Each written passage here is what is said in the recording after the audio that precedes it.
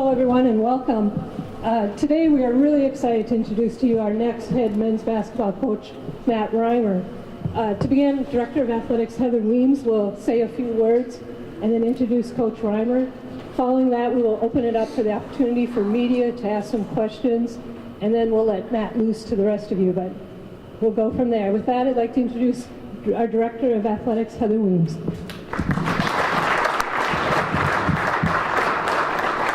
And already misrepresented, because obviously if any of you know me, a few words ends up being a little bit longer than that.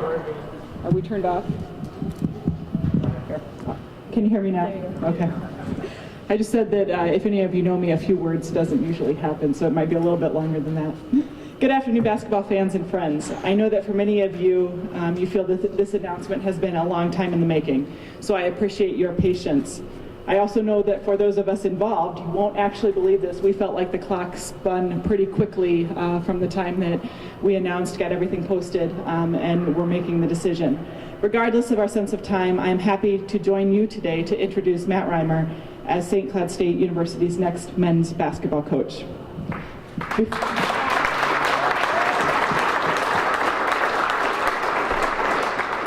Before I give the microphone over to Matt, I want to share some thoughts on the process.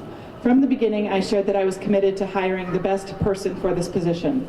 And while many of you believe that I could have made that decision a long time ago, I think it was important that Matt earn the position not only through the work that he demonstrated at St. Cloud State as an assistant coach, but also by articulating what he brings to the head coaching chair.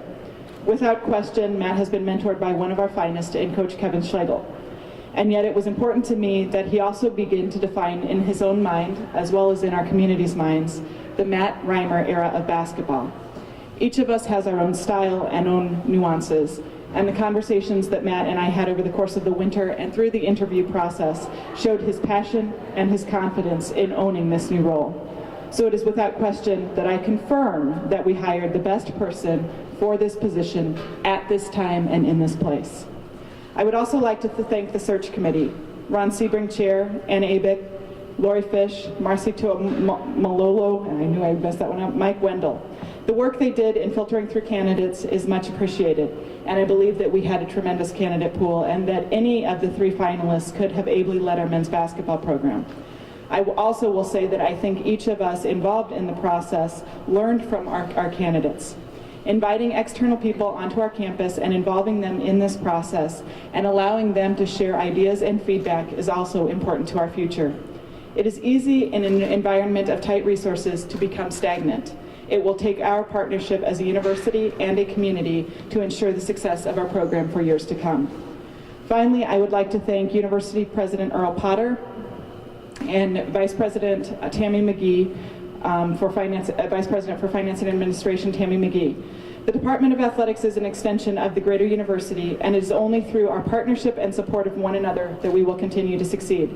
Dr. Potter has shared a critical role in re-envisioning St. Cloud State for the 21st century, and Tammy, as a new representative of the leadership of this institution, is helping to position the university financially for the opportunities and challenges that lie ahead. I am thankful to both of them for their leadership and support. Once again, thank you all for being here this afternoon. At this time, it is my great pleasure to introduce our new head men's basketball coach, Matt Reimer.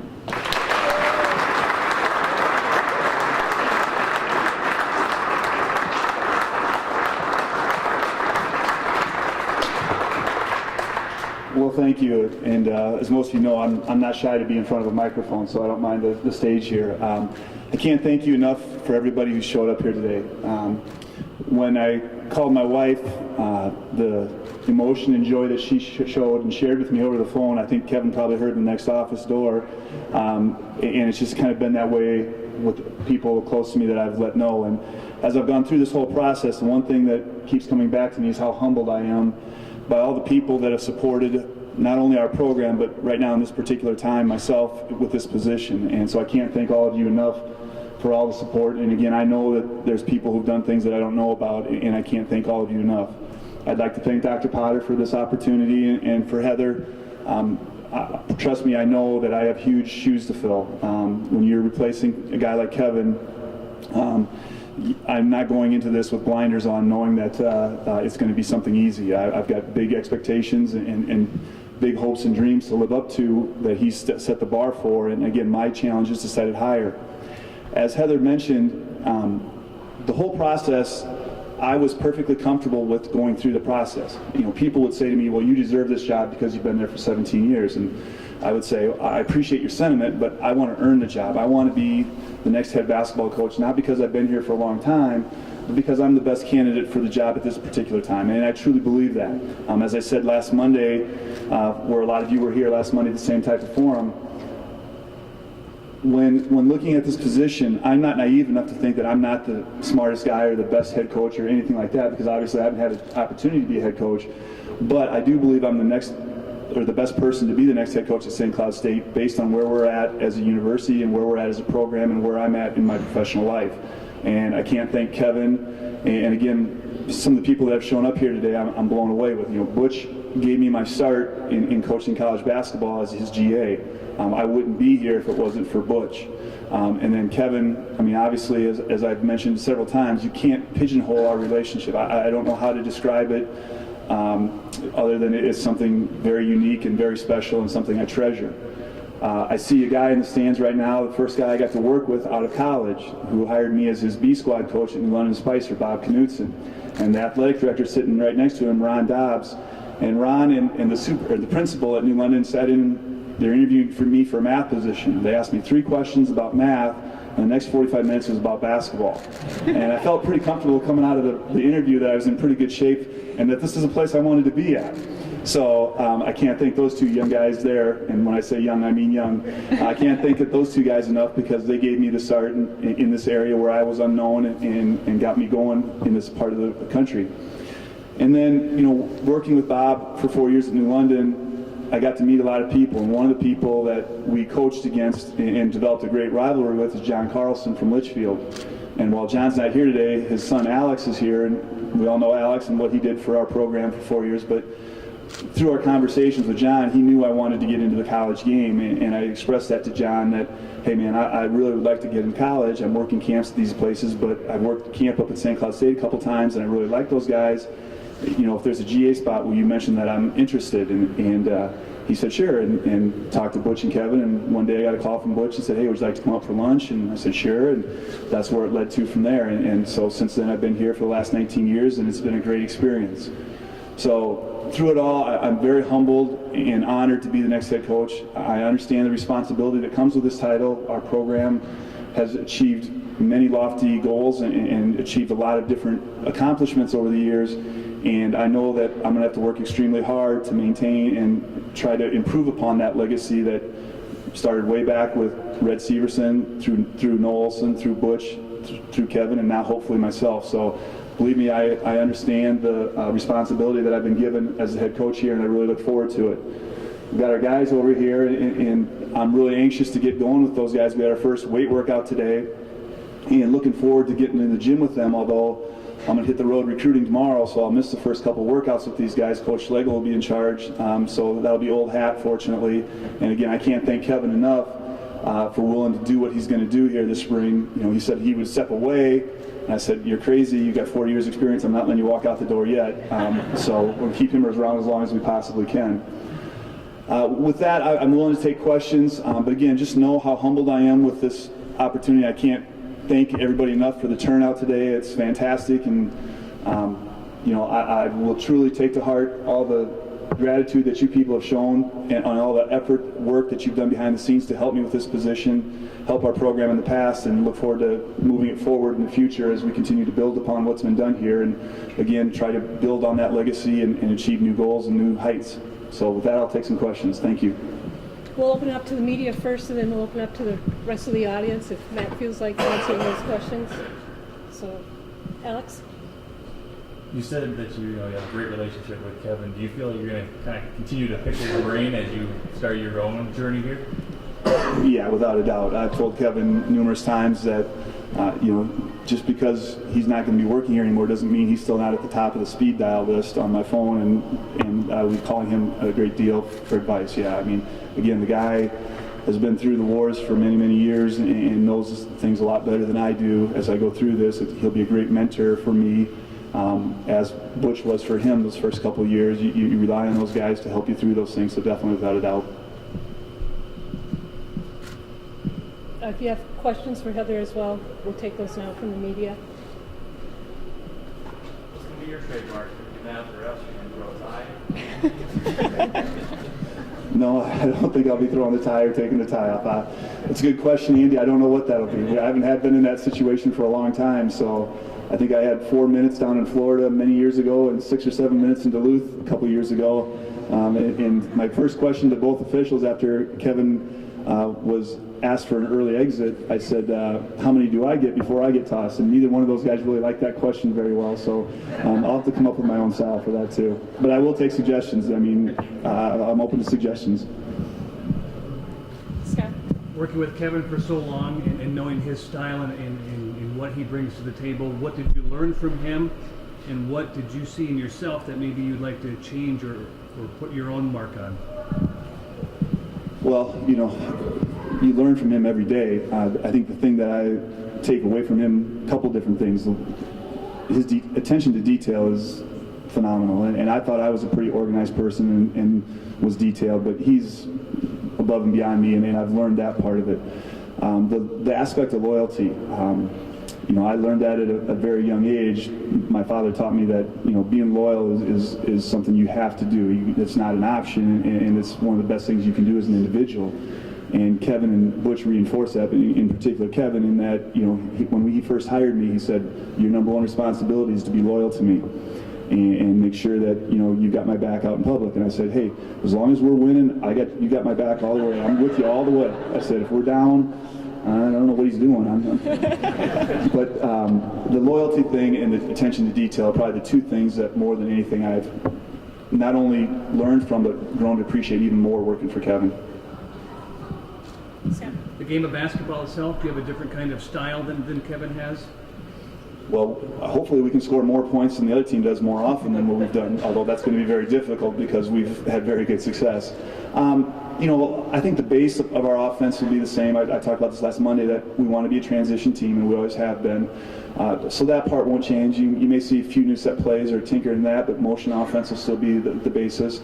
I'm probably a little more aggressive defensively. When we're calling timeouts, I'm always in Kevin's ear, hey, let's trap, let's fire. We have a fire call where we'd like to trap. And he's like, well, no, let's just relax here a little bit. And it's always easier when you're the assistant coach to suggest those things because it's not your neck on the line. So while I say right now I'm more aggressive, who knows when it gets game time if I'll act that way. But I would like to be as aggressive as possible defensively with our guys on the floor. Off the floor, a lot of the same types of things. We'll tinker a little bit, do a few different things with the players, and recruiting is changing all the time. And this started even before Kevin announced his retirement, that the game of basketball is changing. The way they're calling the game now, you have to have guys who can drive the basketball to the basket and get to the free throw line.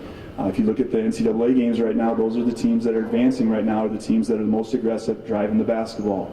And so we need to maybe look at recruiting a little different type of athlete right now than what we've had in the past. Our ability to recruit the big 6'10" kids, when North Dakotas and South Dakotas weren't Division I, we could go head-to-head with those guys, and we didn't lose very many battles to those schools.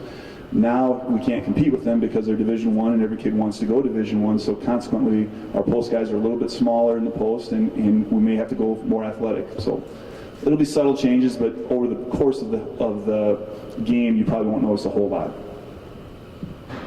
This question's for Heather. You wanted to give Matt an opportunity, look at him in a different light, just like you would everyone else. What were some of the criteria that you were asking all these other coaching candidates, and how hard was it to view Matt different than everyone else that came through the door? I think in just a process, so when Kevin announced his retirement, I think Matt and I had a couple of different conversations throughout the year. And part of that was helping me to understand what is it that he has grown and learned from Coach Schlegel, but also it's different sitting in the seat. And I will say that even in an AD's position, it's different being an associate than sitting in the seat. The decisions are yours. You have to own them in all different ways, and that responsibility is a whole different level. And so the biggest questions to me was how do you transition into that? Where do we need to go from here? What sort of recruitment do we need to do? Again, games are changing, competition is changing. The backgrounds of the students is changing. We're seeing a lot more single sport athletes. We're seeing athleticism changing a little bit. And all of that has to be taken into account. And so the biggest thing to me was getting the confidence and seeing that he understood where we needed to go, that he understood certainly the great things that he's learned, but also the ways that he needs to make some adjustments to fit his own style. I think anyone in our office would say that Matt and Kevin are two very different people in terms of how they approach a lot of things, and there's nothing wrong with that, but being able to see how he would play that out. In terms of the decision, I think it was a tough decision. The reality is that we had three very good candidates. We had three candidates with very different backgrounds. We had a head coach, and again, at that level, when you know that someone can come in and they've changed a program around, there's a confidence that comes in that. There is a knowledge that that person can come in and they can make a difference right away, and that they've been able to earn the trust and respect of the players and make a difference. We had another guy who at the Division I level has been at some really successful places and been able to make some changes. So again, I think the biggest thing to me, and Matt captured it, is this is a time and place as well. St. Cloud State is a place where the more passion you have, the more you love this place, the easier it is to recruit to. And I think that one of the things, we don't always have the bells and whistles. Hint, hint, we need some new locker room stuff, but we don't always have the bells and whistles, so you have to love this place more than any place else to help students understand. Students right now are at a point where they very much are about superficiality in a lot of ways. They want to see what types of shoes they get, right guys? What types of uniforms they're going to be in, what is it they're going to, how are they going to travel, what are they going to look like? And so we can't always make up for all of that, but we have to make up for it in terms of the passion of our program. We have to make up for that in terms of just the authenticity of who we are and what we're going to be about, and about continuing to do things the right way. And so bringing all of that full picture together, Matt is the person who can lead us forward. Heather, can you talk about how grueling the process was? I know that Matt was there and he had to sit as an assistant and go through the process. What was that like for you, and how stressful was that, knowing that Matt was there, he had the recommendation from Kevin Schlegel, but you still had to do your own due diligence? I'm going to be honest, that wasn't hard for me. To me, I have been honest from the beginning. I told people that I was going to hire the best person for the position. Matt and I had honest conversations. I told him that he needed to prove to me and to the community that he wasn't the best person simply because he'd been here a long time. Lots of people can claim that. But when you're true to yourself, when you know what your values are, when you understand the process, when you've been part of it for 15 years like I have, you don't sweat the small stuff. And to me, the process was going to work itself out. I had Ron and the search committee. I knew that I could trust them and that they would do a great job. And then really it was just letting the people shine who needed to shine. And so I know that there were lots of feelings on the outside, and I tried not to give a lot of sentiment, because at the end of the day, I really believed that, I believe in the process. And I said this to Matt on a number of occasions, and probably to other people as well. We don't tell seniors that they are going to start at the beginning of the year. We tell them they're going to earn it. And it's absolutely no different. I'm not going to have double standards for our players than I would have for our coaches. Matt, what's going to be like before that first game that the coach should be already doing that? What's that first game? You talking about the third or fourth time I throw up before the game? To be honest, I haven't had a lot of time to think about it. Going back to the process, I slept like a baby the whole week last week. I was confident that I'd done everything I could to put myself in a position to be the next head coach. And like we tell our players all the time, if you give your best effort and you can look yourself in the mirror and say, I did my job to the best of my ability, we'll live with the result. And that's how I felt through the whole week. And then after Thursday, when she told me now I don't sleep so well, because now I got all these lists. and Kevin's always said, it'll change, and he was right, again. So, before the first game, I'm more worried about getting on the road tomorrow and go getting some guys to finish our squad out, work with these guys till they go home. And, once I think everything settles down here, 6-7 weeks from now, whenever that case might be, then I'll start thinking about what's going to be like my first game coaching and all that stuff. But right now, that's probably the furthest thing from my mind at this point in time. Matt, Just a second. We're doing media first, Do we Andy. have any more media questions, Scott? Matt, can you talk about your process going through the season as an assistant coach with this kind of lingering over your head, and what that meant to you, the uncertainty, and what that means for your family and the support you had as well? I mean, you would think that it would bother you, but it doesn't. You're so focused on your season, and you have to be as a coach or as a player. You have to be focused on the here and now. We tell our guys, you can't look ahead. You can't look ahead. You got to focus on what's right in front of you. And so I was fortunate that, didn't really have time to think about it during the season. I would joke with him, are you coming to Minot next year if I get the head job? Are you going to ride along with? And I can't repeat what he said because that wouldn't probably be printable. But so we might joke about it a little bit like that, but never really thought or sweated it out because, again, you're so focused on your job day to day. You can't let those outside distractions get with you. I mean, our job's hard enough as it is. When you make your living based on the decisions of 18 to 22-year-old guys, there's a reason why my dad makes wine and brings me up boxes at a time. You don't have time to think about that stuff. You got to stay focused on the here and now, and just like we would tell our players, you can't look ahead. Fortunately, I didn't have to worry about looking ahead during this year. Andy?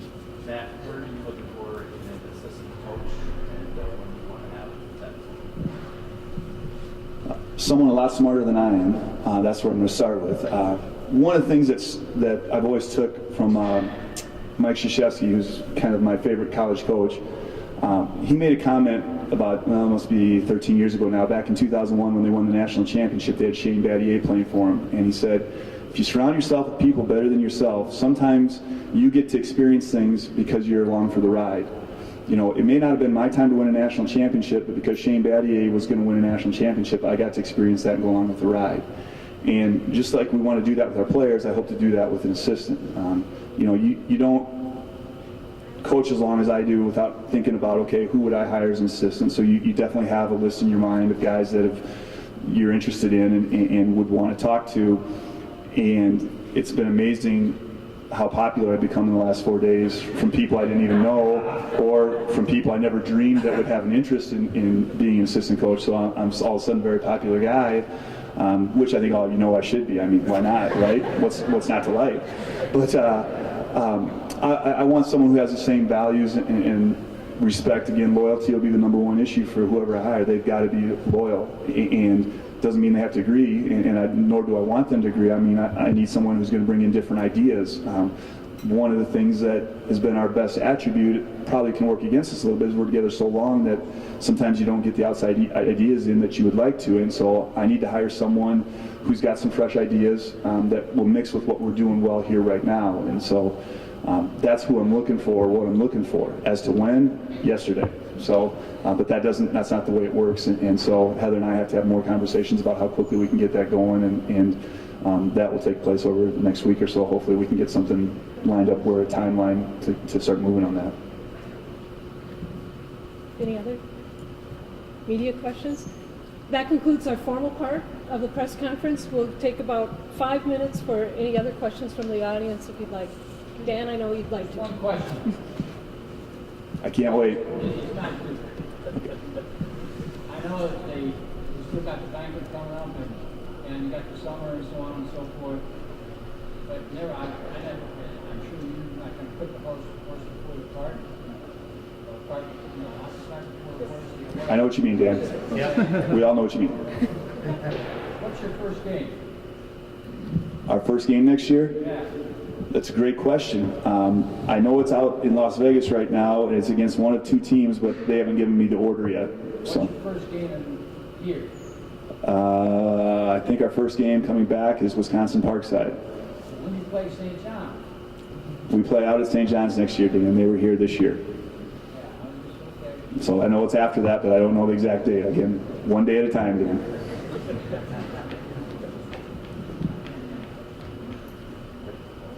Excellent. Thank you, everyone, and congratulations to Matt.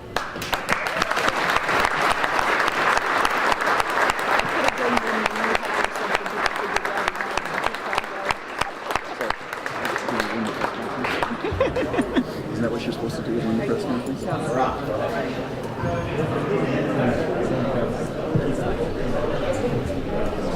It's so absurd. Oh, is it? I think so. Because nobody was exclusive before, and it went off and on.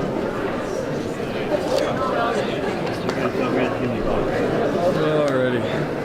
I gotta go to a city council meeting. Shoot. Was there fun? No. A lot going on. The only good part is it's Sartell, so then.